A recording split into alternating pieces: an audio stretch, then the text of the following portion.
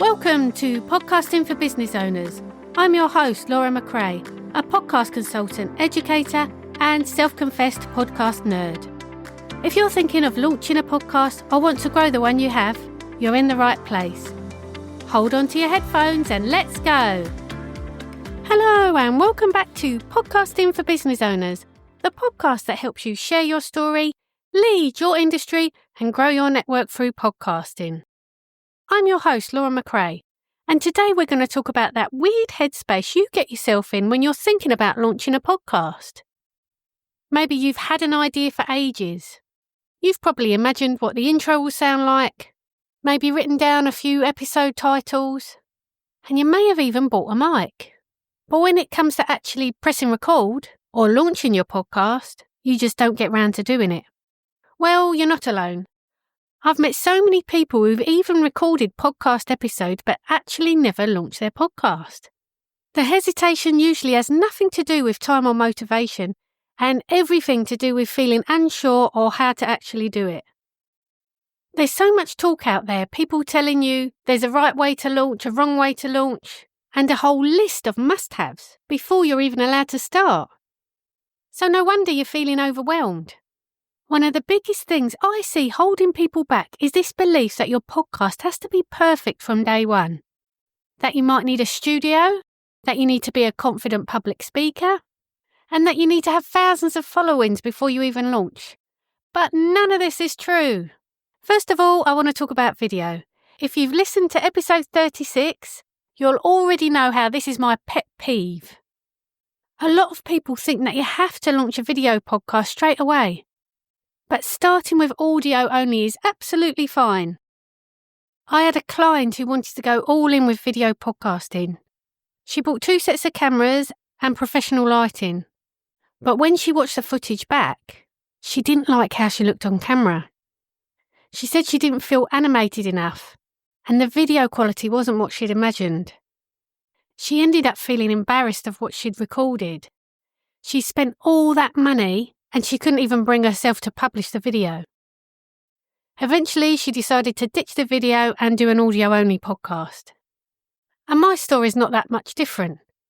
Even though I help people launch podcasts for a living, I chose to start my own as audio-only. Not because I don't believe in video, but because I knew I'd never get it off the ground if I tried to do both. I still don't feel confident to be on camera, but audio podcasting gave me a way to start. And starting is what builds your confidence. Another common myth is that you need a huge following before you even start your podcast. 2 of my clients had just over 2,000 Instagram followers when they started their podcasts. And even now, both of them have been podcasting for around 2 years, and their Instagram following is still at 3,000. But they've got clients all around the world. Because podcasting gave them a way to build trust, not just visibility. Having a fairly small social media following doesn't mean that your podcast isn't going to take off. Your podcast reaches people in ways your social media post can't.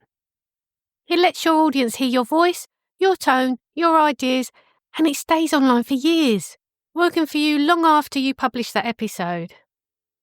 The next thing is something I feel really passionate about. You don't need to be a professional speaker to start a podcast. You just need to care about what you're saying. I am definitely not a confident speaker, but I'm working on it. Through every single episode, I'm building that confidence. Your confidence will grow too with every episode. You'll find your rhythm and your message will get clearer. But first, you just need to begin, and maybe not sound as polished as you might like. So what do you need before you launch a podcast? Well, first things first, it's really important to know who your ideal listener is, your goals, and your mission for your podcast. Too many podcasters skip this step and regret it later on when their podcast goes off track. I must admit it's not a fun exercise, but it's a really important one. I talk about this in more detail in episode 3 of the podcast. It's called The Crucial First Steps to Take Before You Start Your Podcast. So when you start your podcast, you also need a name for your podcast. You also need to have recorded a trailer episode that tells your listeners what your podcast is about. And I recommend recording 3 episodes to launch a podcast with. These will all go out on the same day. And then I recommend just a buffer for you is to have at least 3 episodes recorded ahead of time. So you're not rushing to get that next episode out next week and the week after. You know you've got 3 in the pipeline already. So you need a trailer, 3 episodes to launch with, and 3 episodes to schedule for the next few weeks. You need a decent microphone. A common one is the Blue Yeti. This generally costs less than $200 Australian dollars. You also need software to record and edit your podcast. For interviews, you could just use Zoom if you have it already. But if you want better quality audio, then you might want to use something like Riverside FM. If you're recording solo episodes, then you can use free software like Audacity and GarageBand. You can also use Audacity and GarageBand to edit your podcast. If you plan to edit your podcast and record interviews, you're going to need a decent set of headphones. I've got the Audio-Technica ATH M20X. These cost me less than $90 Australian dollars. And then finally, you'll need somewhere to host your podcast. So I really like Buzzsprout, but Captivate is a good one too. And that's it. That's basically what you need to start your podcast. One of my clients who took my course, the Podcast Launch Program, launched a podcast to empower parents to stay calm and raise kind kids. She thought about launching her podcast for years, but she kept getting stuck on how to do it. After working through the program, she launched, and she's now building a really strong and engaged community. Another client uses her podcast to position herself as a thought leader in her mediumship industry. She now gets invited to speak on panels and collaborate with other experts, all because her podcast helped her build that credibility. And that's what I want you to see. A podcast can open up so many doors for you.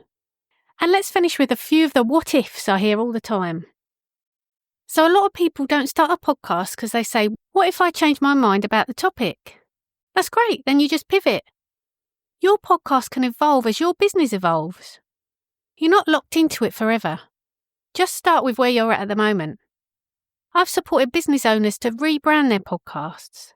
This is when your listeners haven't changed, but you've pivoted slightly in your content.